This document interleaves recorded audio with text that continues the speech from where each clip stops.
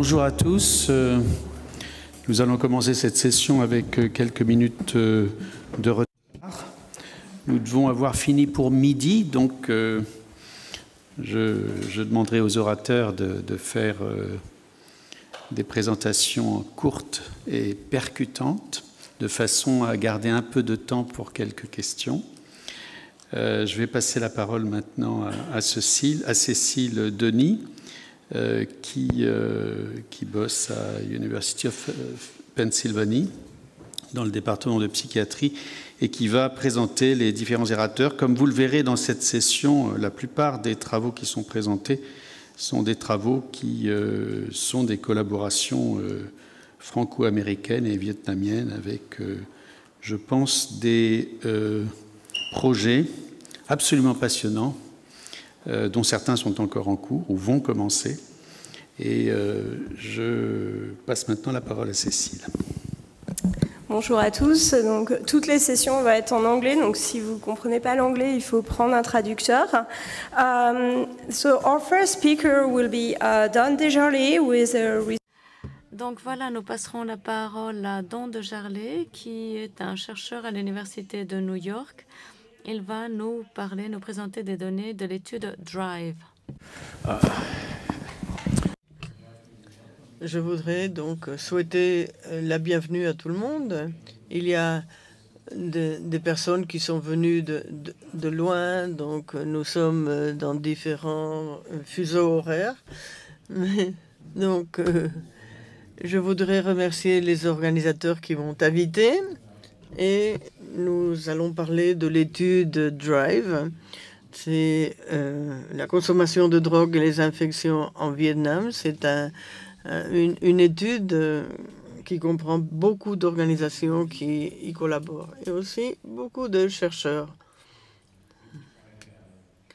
Nous essayons d'avoir un chercheur pour 50 individus. Donc, la prévention combinée et les soins a eu beaucoup de succès dans certains milieux.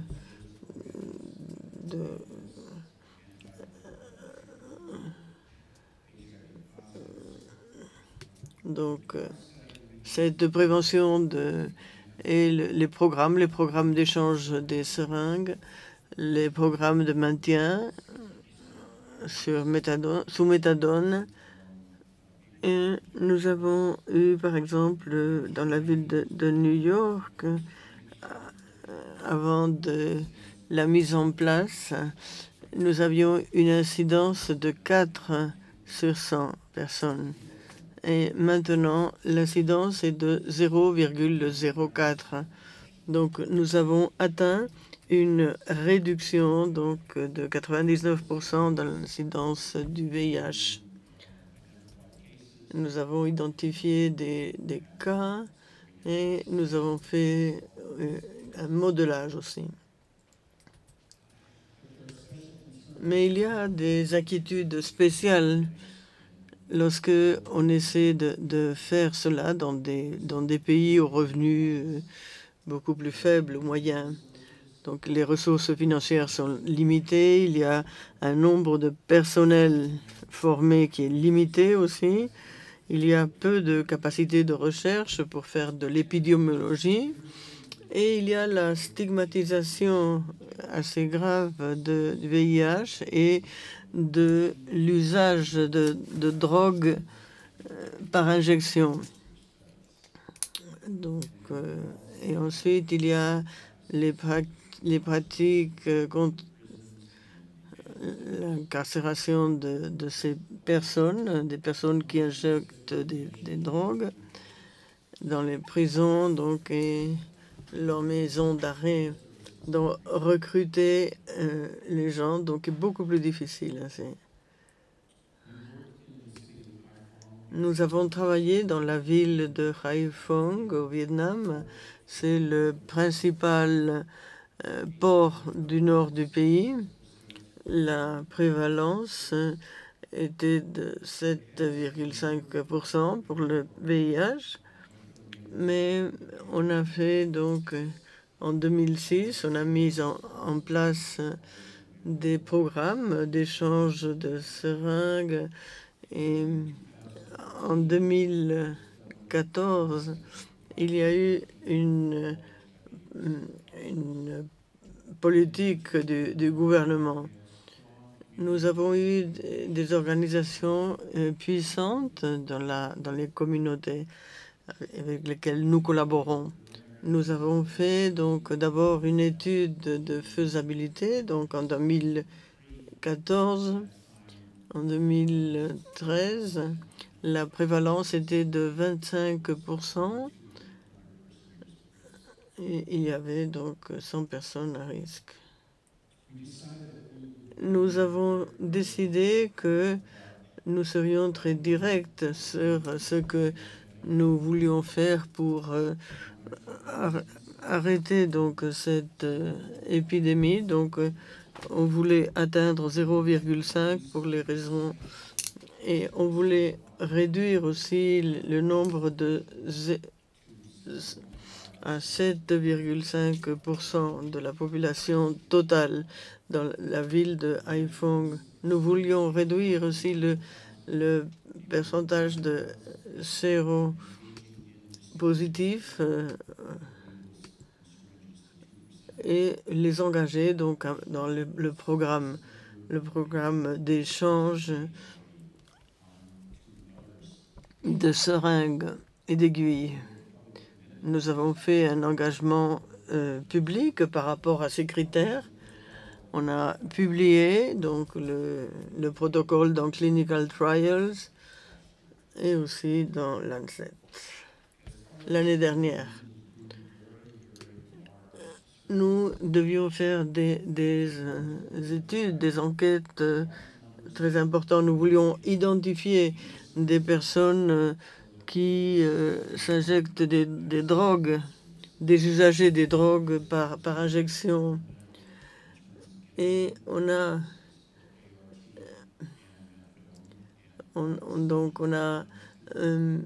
a donné donc de ART, de la méthadone pour mesurer donc l'incidence du VIH. Là encore, nous avions un objectif de 0,5 pour l'incidence des personnes à risque. Et pour cela, nous devions faire le suivi de nombre important de personnes séronégatives à VIH. Donc, on a commencé donc avec des études. Donc, il y a des personnes qui ont participé.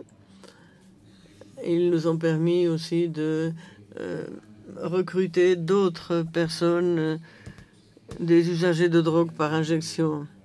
Et nous avons travaillé donc avec les organisations basées dans la communauté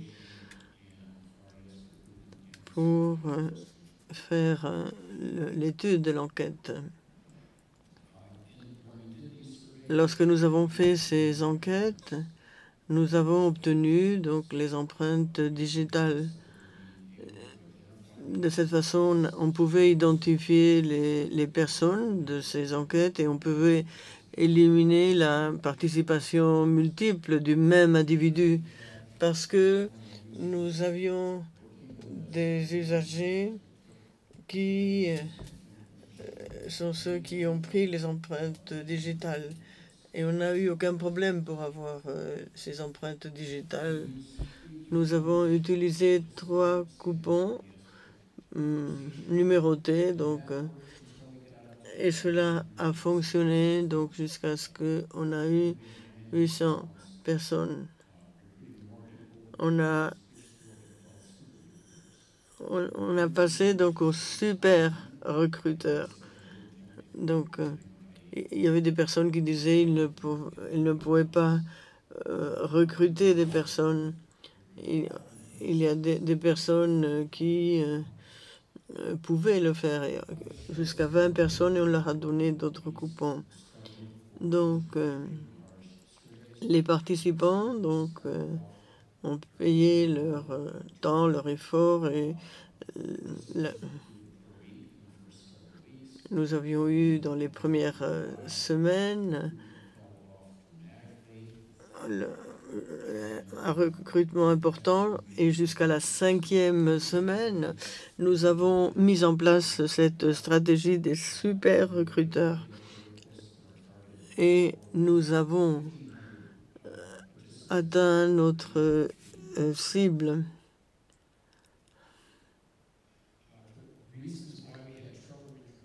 Les difficultés que nous avions donc pour recruter, donc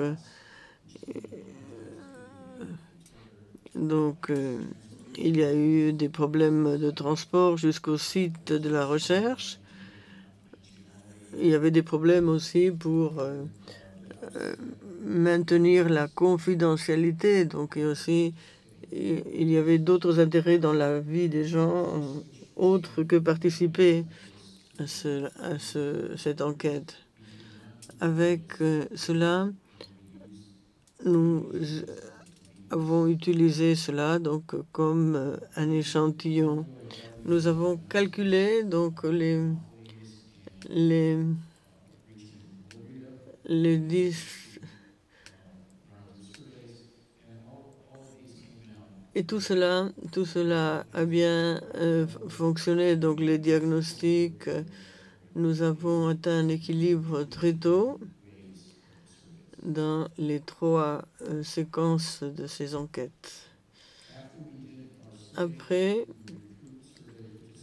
nous avons recruté des participants pour les études de cohorte.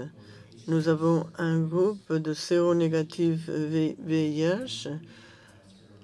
Nous avions presque 900 séronégatifs dans notre cohorte de séronégatifs. Et nous avions prévu des visites tous les 6 mois et 766 ont eu au moins une visite de suivi. On a vu aussi l'incidence du VIH avec les gens donc, qui ont répété leur participation. Chaque étude permettait donc d'avoir des participants aux études précédentes. Et il y a des personnes qui ont participé à une étude ou plus.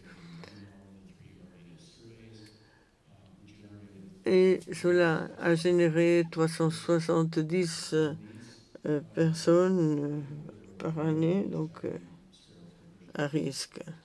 Il y a eu 0 de séroconversion VIH. Il y en avait un entre les 766 participants, donc avec 1120 personnes. Notre incidence globale était de 0,1% personnes à risque. Nous avions besoin de ces critères pour en finir avec l'épidémie de VIH. Nous avons eu 0,1% personnes à risque dans notre incidence VIH et nous voulions réduire le pourcentage de séropositifs sans suppression virale à 7,5%. Et nous avons obtenu donc nos cibles, nos objectifs de 90, 90, 90 avec la suppression virale. Quant à la réduction du pourcentage des personnes qui ne sont pas donc en suppression virale, la cible était de 2% et nous avons même atteint moins 1%. Donc l'étape suivante pour le protocole DRIVE, c'est finir donc ces visites des études de cohorte. Et aussi ce mois-ci, nous allons commencer RDS4. Il y a des changements donc dans le financement, donc les bailleurs de fonds donc, ne veulent pas financer. Donc, il faut que les gens restent sous méthadone et la suppression virale. Il y a davantage de usage de méthamphétamine et les personnes qui s'injectent de l'héroïne aussi. La méthamphétamine est associée donc à une réduction de la suppression virale et aussi à l'agressivité. Et cela cause des problèmes avec les chroniques sous méthadone et le travail des personnes dans la communauté. Et il peut y avoir une nouvelle explosion du VIH. Si cela sera donc un recul à Haiphong. Notre prochaine étape, c'est transférer donc ces méthodes Drive à d'autres régions dans la province la plus importante dans le nord du Vietnam. Nous ferions donc une évaluation rapide et un recrutement à grande échelle, donc avec l'estimation de la population, donc avec les essais de VIH et la comparaison de RDS par rapport aux composants SR. Si les critères sont remplis de la fin de l'épidémie, nous nous focaliserions sur le maintien de nos efforts, de nos services. Si les critères ne sont pas satisfaits,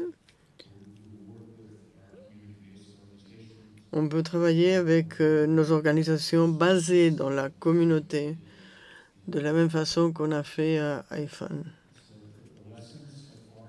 Donc, les enseignements que l'on peut tirer de Drive, il est possible d'en finir avec l'épidémie de VIH. Parmi donc cette population donc qui utilise les drogues par injection, nous devons maintenir les efforts et il faut transférer les méthodes Drive à d'autres régions du Vietnam et d'autres pays. Et ici, donc, nous avons les différentes publications Drive. Merci.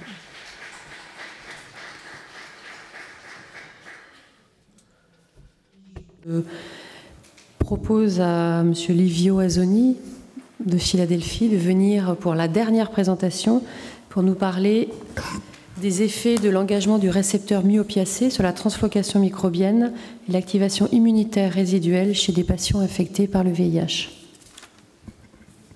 Donc, ce sera également une dernière présentation en anglais. And then we will open the discussion, either in French or in English. Mon français n'est pas très bon. Thanks, everybody. Bonjour et merci à tous. Merci aux organisateurs de m'avoir invité à présenter les résultats de mon étude.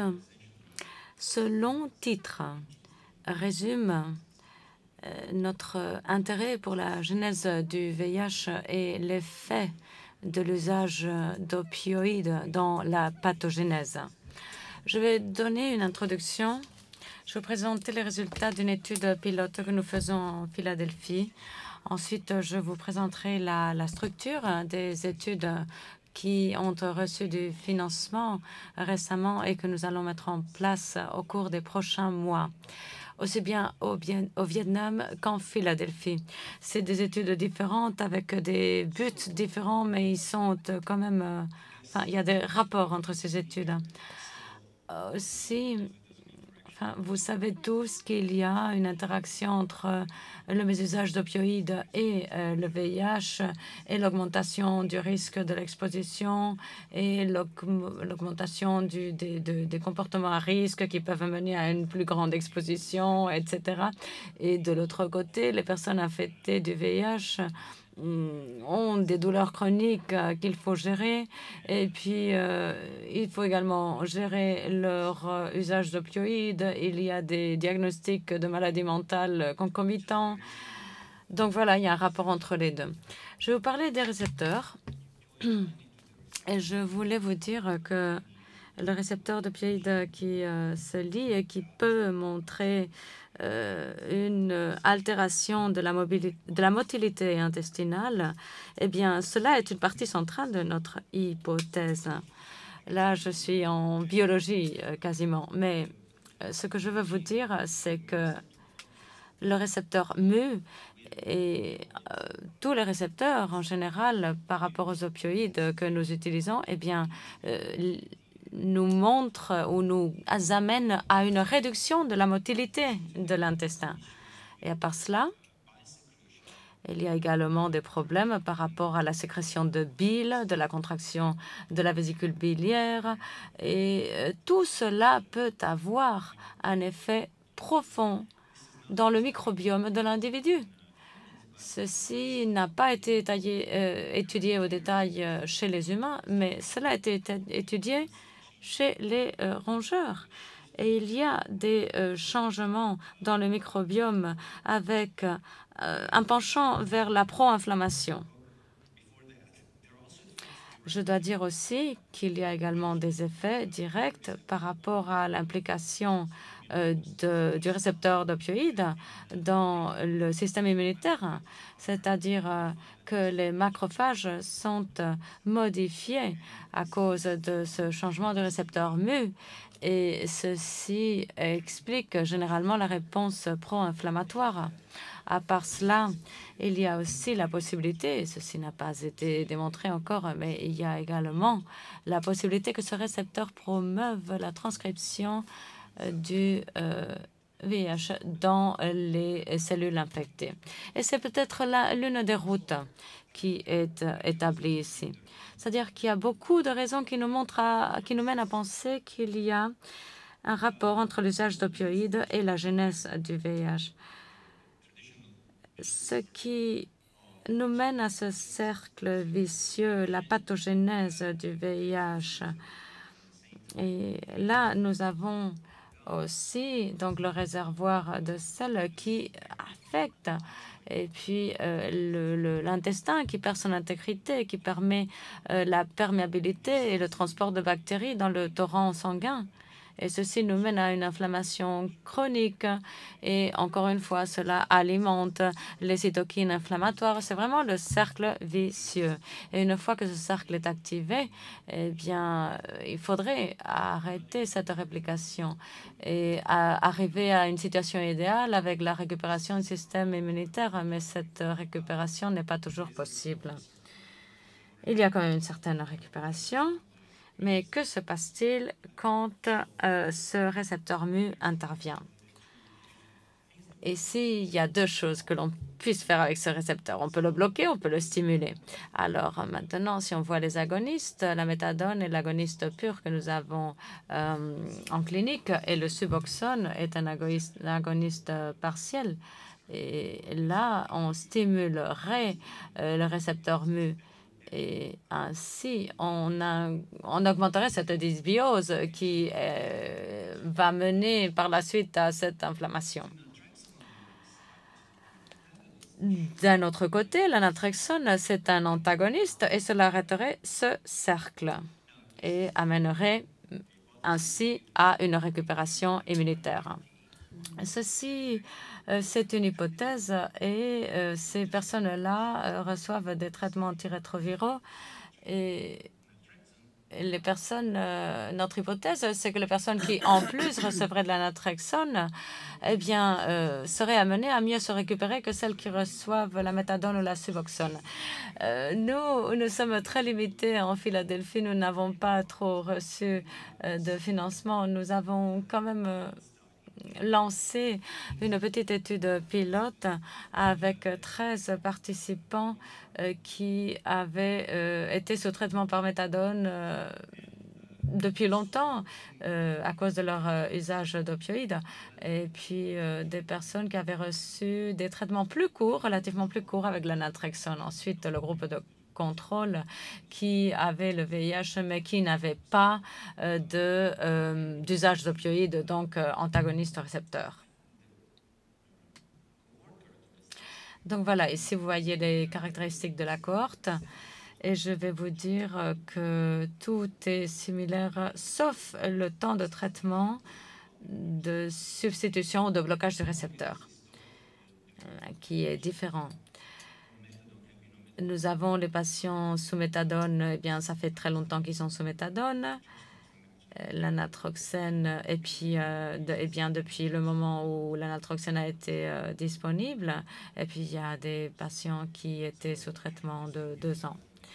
Donc là, je vous lance là comme signe d'alerte pour l'interprétation de nos résultats. Mais c'est très intéressant de voir ici les marqueurs. Nous voyons l'activation immunitaire, nous voyons les différents bloqueurs. Mais c'est très intéressant de voir que ce CD14 est un biomarqueur pour la progression et pour la morbidité et la mortalité par VIH. C'est-à-dire que les personnes dans le quartile du haut, c'est des personnes qui montrent du CD14 soluble dans leur plasma et ils ont une possibilité de survivre pire que les autres. Par conséquent, ce CD14 soluble montre une activation de ce système. Ça active les macrophages et c'est également un marqueur de la translocation qui implique le récepteur. Donc voilà, nous nous sommes concentrés sur ce marqueur, le CD14. Et ici, nous voyons les résultats préliminaires de notre cohorte. Et comme on l'avait attendu, d'après notre hypothèse, les individus qui sont sous méthadone et qui ont été traités depuis longtemps par méthadone, eh bien, surprise, ils avaient des niveaux de CD14 beaucoup plus élevés que les personnes de contrôle qui n'étaient pas des usagers de drogue ou qui n'avaient pas reçu de traitement pour leur usage d'opioïdes, ou ceux qui recevaient la naltrexone. Comme vous le voyez ici, il y avait des différences d'activation des cellules T,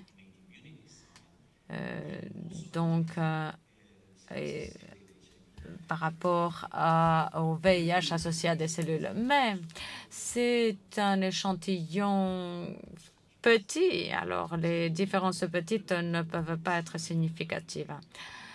Aussi, le temps de traitement, bien sûr, la constitution de tout cela dépend de la quantité de temps que ces personnes ont passé ce traitement. C'est-à-dire que, voilà, nous n'avons pas un modèle idéal, mais nous avons le modèle linéaire et je remercie l'intervenant précédent d'avoir introduit ceci. Nous avons les résultats de traitement sous méthadone ou naltrexone et ici nous voyons le temps de traitement, s'il y a un effet significatif de ce temps de traitement et nous voyons que voilà, il y a cet ajustement dans le temps. Et ceci est vrai pour le CD14 soluble, qui était notre marqueur, mais aussi pour l'activation des cellules T positives, CD38 et CD8. Les personnes qui reçoivent de la méthadone ont une translocation microbienne potentiellement accrue que celles qui reçoivent la naltrexone. Et ceci nous a mené, bien sûr, c'est une conclusion, mais c'est une conclusion qui pose beaucoup de questions. Ça, c'est une étude qui est en cours. On ne sait pas encore ce qui est associé avec quoi. C'est-à-dire on ne peut pas déterminer la cause. Et aussi, quel serait le mécanisme sous-jacent à ce que l'on vient d'observer.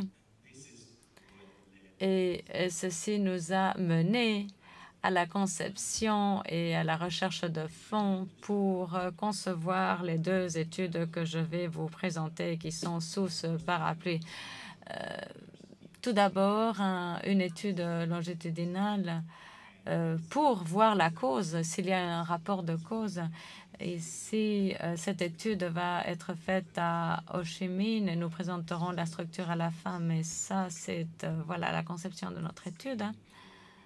Nous allons dépister les personnes avec mésusage de drogue, avec infection VIH. Et quand on commencera le traitement antirétroviral, ces personnes seront randomisées.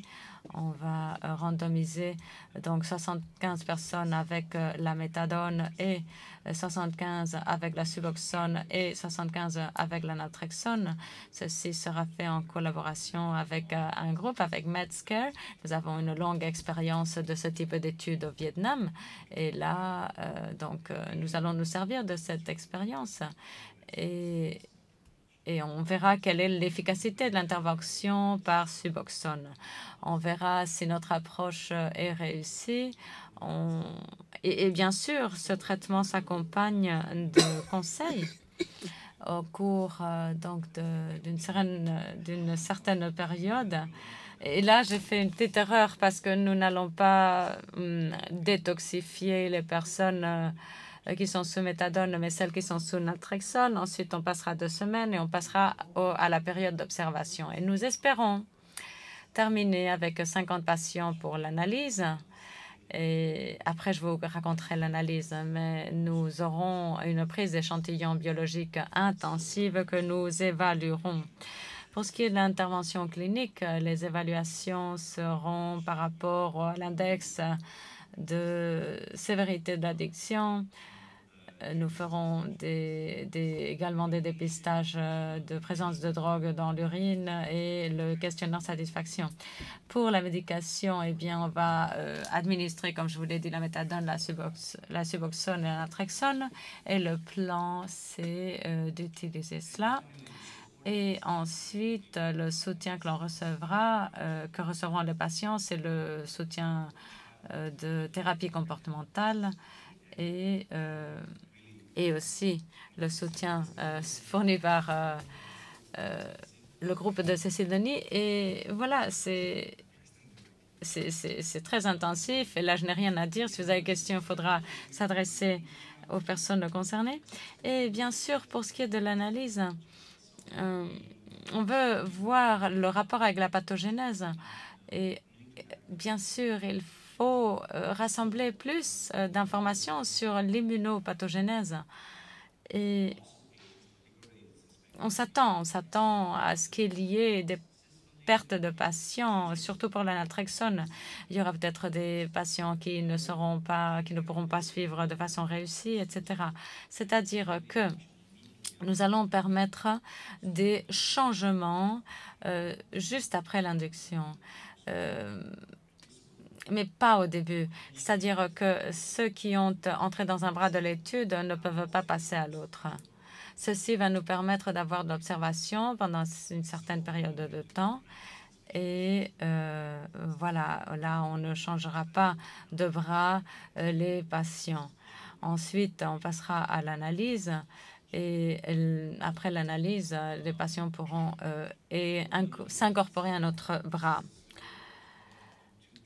Ici, je ne veux pas trop m'attarder là-dessus, mais nous avons certaines variables cliniques à évaluer, par exemple la rétention des soins, le comptage du CD4, l'usage continu des drogues, l'acceptabilité du MAT. Ensuite, pour la virologie, on va s'intéresser à la suppression virale, on va s'intéresser à la transcription résiduelle du virus, aux cellules associées, à l'ADN associé aux cellules, aux espèces de ARN, etc. Et par rapport à d'autres variables, eh bien là, si vous vous souvenez de ce cercle vicieux, en se basant sur cela, nous allons tenter de voir la translocation microbienne. Nous verrons les problèmes liés à LPS, Endocab. Et puis nous rechercherons des marqueurs d'intégrité intestinale, par exemple le IFABP ou la présence de claudine, etc., qui nous montrent les dommages causés dans la muqueuse intestinale et ce qui pourrait mener à la translocation microbienne. Et cette translocation microbienne va également être observée par le S16 et aussi on verra par PCR. Nous verrons également donc la transférase du butyryl-CoA. Nous verrons également le nombre générique d'espèces qui peuvent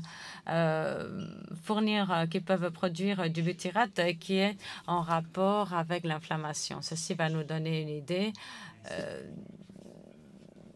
de savoir si on a une flore plus ou moins inflammatoire et si cette flore est différente dans les 3 voies de notre étude.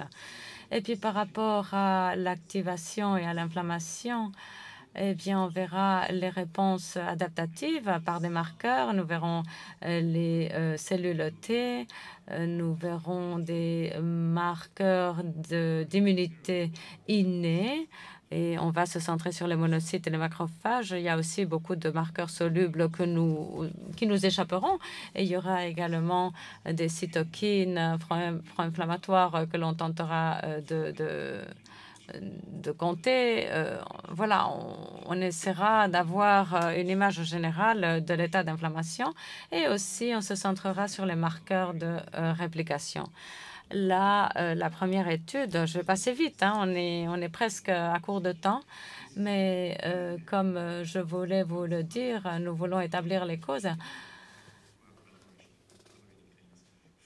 Ici, nous avons 30 patients qui reçoivent la méthadone, la suboxone, la naltrexone, en plus du traitement antirétroviral, et puis les personnes qui ne reçoivent rien de tout cela.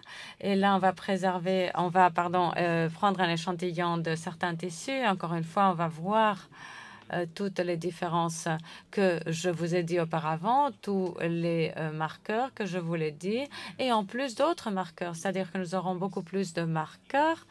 Et là, on verra le phénotype immunitaire de façon beaucoup plus détaillée quand il s'agit du secteur myélide.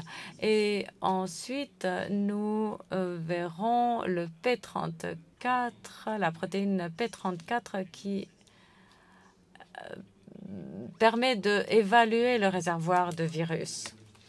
Et aussi, quelque chose d'autre, nous ferons une analyse en profondeur au niveau de cellules singulières. Il y a certaines cellules que nous pouvons observer et qui nous permettent donc d'avoir quasiment 50 marqueurs. Et ensuite, on verra le transcriptome et on verra quelles sont les cellules et on verra s'il y a des signes du TLR. Ici, un panel de la cytométrie de flux de masse qui, voilà, c'est fait en collaboration avec l'Université du Mont Sinaï.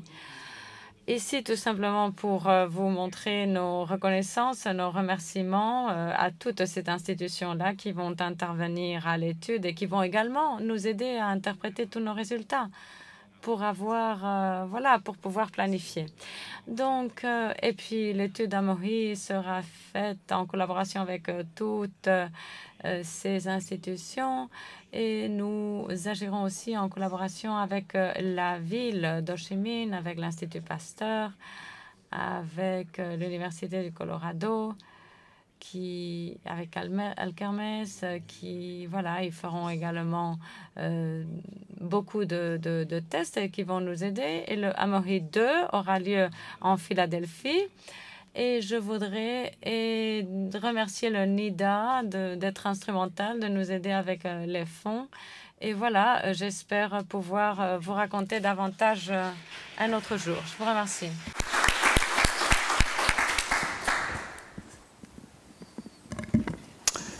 have time. Nous avons du temps pour questions.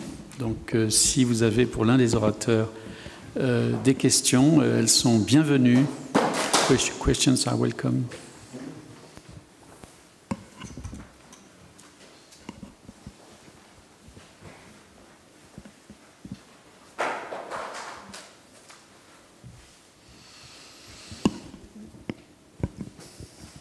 Tu as des questions? Non, je t'en prie, et puis après je... Non, non, vas-y. Bon alors, ça sera plus compréhensible. Donc ça, enfin, au niveau pratique, au niveau clinique, est-ce que ça supposerait que pour nos patients sous méthadone ou sous buprenorphine et avec des antirétroviraux, il faudrait d'emblée les mettre sous probiotiques? C'est la grande mode des probiotiques. So did you get the question? You understand? Yes. Yeah. Unfortunately, there is no real proof that probiotics work. Attends, Livio. Wait. The microphone. Oh, sorry. Hello. Unfortunately, there's no real proof. Il n'y a pas de preuve du fonctionnement des probiotiques. S'il y avait des preuves puissantes qui nous disent qu'il pourrait y avoir des changements, eh bien, cela serait vrai pour tout patient donc infecté de VIH, indépendamment du traitement utilisé. Je crois que le changement de la flore est assez prominent. Donc, les gens essaient, donc, et je crois que ce serait une bonne idée. On pourrait donc contrebalancer cela avec la méthadone dès qu'on l'observe. S'il n'y a pas d'autres questions, j'avais une question pour Todd. So I've been really amazed by your preliminary results. J'étais très surprise par vos résultats préliminaires concernant l'impact de la méthadone, buprenorphine, le contrôle. Est-ce que vous avez une évaluation psychosociale des raisons pour lesquelles il peut y avoir cette différence? Je sais que les résultats sont préliminaires, on les verra à long terme. Et ma seconde question, c'est vous avez dit qu'il y a une raison pour laquelle ils acceptaient d'être inclus dans l'essai, c'est qu'ils pouvaient avoir de la buprenorphine 3 ou 4 fois par semaine. Et à Dakar, nous avons vu cela avec la méthadone lorsque ils commencent avec de la méthadone quotidienne et après, donc, ils l'ont pour une semaine et reviennent. Ils aiment cela, donc, pour pouvoir travailler, etc. Qu'en est-il donc avec la méthadone et la buprenorphine pour le contrôle du VIH à la fin, à terme? Je dois souligner que ce sont des résultats préliminaires. Nous n'avons pas fait l'analyse de ce qui se passe actuellement. Je crois que ce serait très différent. Ce qu'il faut comprendre dans les prochains mois, nous allons étudier cela. Ce sont les corrélats de rétention, par exemple. La première raison pour la perte, c'était donc le transfert dans une maison d'arrêt, l'emprisonnement. Donc, c'était un effet différentiel dans les deux groupes. Donc, c'est différent d'avoir d'administrer la méthadone ou la buprenorphine en prison. Donc, nous avons des mesures de soutien familial et on va étudier toutes ces corrélations exactement. je crois qu'il y a beaucoup plus de choses. Et ici, cela a été une étude de mise en place dans un endroit assez chaotique. Et ce n'est pas là qu'on fait la plupart de notre recherche. Et c'est peut-être une petite fenêtre qui nous prouve les difficultés et quels sont les soutiens potentiels qui pourraient améliorer la qualité des soins, pas seulement à Hanoï, mais dans d'autres endroits du monde également.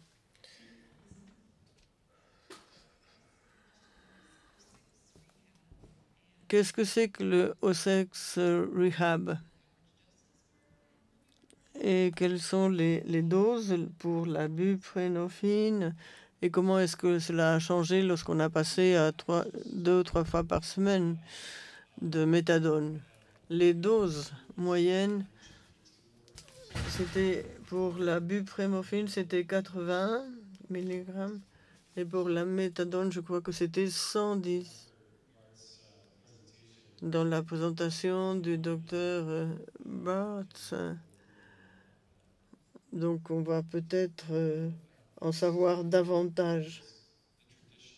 Nous avons le système classique pour le traitement des drogués. C'est en faisant sortir quelqu'un de la communauté, donc enfin, je ne vais pas, j'essaie de ne pas parler de prison ici, mais c'est quelque chose qui est obligé. Donc c'est une rééducation obligatoire. Il n'y a pas de médicaments. Et le gouvernement du Vietnam reconnaît donc qu'ils sont en train d'explorer d'autres modèles.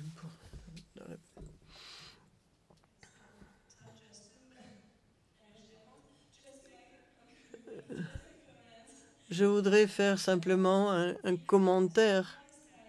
Nous avons fait l'étude à Ho Chi Minh où nous avons intégré la méthadone et la buprenorphine dans une clinique. Et nous avions des ressources très différentes. 90% de rétention et 65% pour le groupe de buprenorphine. Je crois que la principale différence, c'est que nous avons ajouté le conseil, un conseil très structuré. Cela impliquait beaucoup de temps, beaucoup de formation et beaucoup de soutien. Augustin Voisin et Jean-Pierre ont passé beaucoup de temps à former donc ces conseillers. Mais on a vu que c'était très important pour maintenir l'engagement et la rétention du patient. Et on a eu donc ce maintien donc de 82%. Ce n'est pas simplement d'administrer des médicaments. Il y a une autre composante. La famille est un soutien, mais on peut avoir un soutien négatif parce que parfois la famille dit « maintenant tu vas mieux, donc tu dois recommencer à travailler ». Et évidemment, ils recommencent à travailler et ils font une rechute. Donc, après 6 mois, donc ce soutien peut être mauvais. Donc, on a beaucoup parlé donc sur ces données. J'espère qu'on va pouvoir en reparler pendant le déjeuner.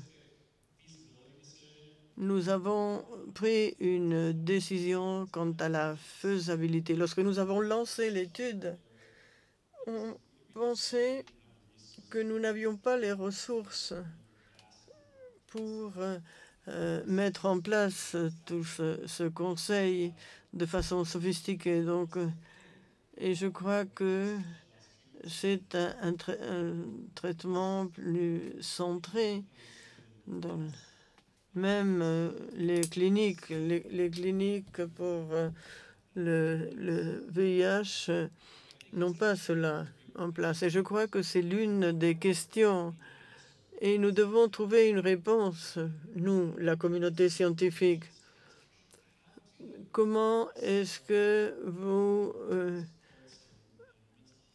améliorez donc le conseil, le soutien, et vous augmentez les ressources et le soutien disponible, et de façon qui soit raisonnable.